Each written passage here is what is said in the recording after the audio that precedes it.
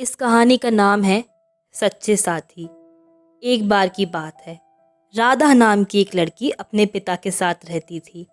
उसकी माँ बचपन में ही गुजर गई थी। वो अपने घर का काम करती, फिर कॉलेज जाती। कॉलेज जाते समय वो हर रोज़ रास्ते में एक जगह पक्षियों को दाना डालती थी। उसके घर में भी 2 पक्षी थे, वो उनको भी रोज़ दाना डालती थी। एक दिन राधा को पक्षियों को दाना डालते समय ज़मींदार के बेटे ने देख लिया और उसने अपने पिता से जाकर राधा से शादी करने की इच्छा जताई। ज़मींदार ने राधा के पिता से बात करके अपने बेटे की शादी राधा से करा दी। राधा अपने साथ घर के 2 पक्षियों को भी लेकर ससुराल आ गई। वो उन पक्षियों को भी रोज़ दाना डालने लगी और उनका और अच्छे से ख्याल रखने लगी। पर राधा की सास को ये बात बिल्कुल पसंद नहीं थी। राधा की सास उन पक्षियों को परेशान करती थी। वो उनका दाना पानी सब कुछ ज़मीन में फेंक देती थी। एक दिन राधा की सास ने पक्षियों का पूरा पिंजरा ही ज़मीन पर फेंक दिया और उसे ये करते हुए राधा ने देख लिया। राधा ने मना किया, उसकी सास ने राधा को ही डांट दिया। इन सब बातों से राधा परेशान रहने लगी।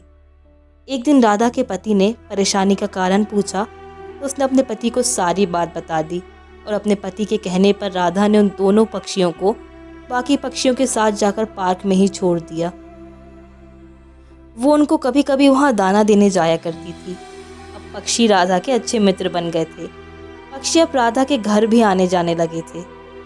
राधा की सास को जब इस बात का पता चला तो वो बहुत गुस्सा हुई। वो राधा को उसके घर छोड़ने उसके साथ गई।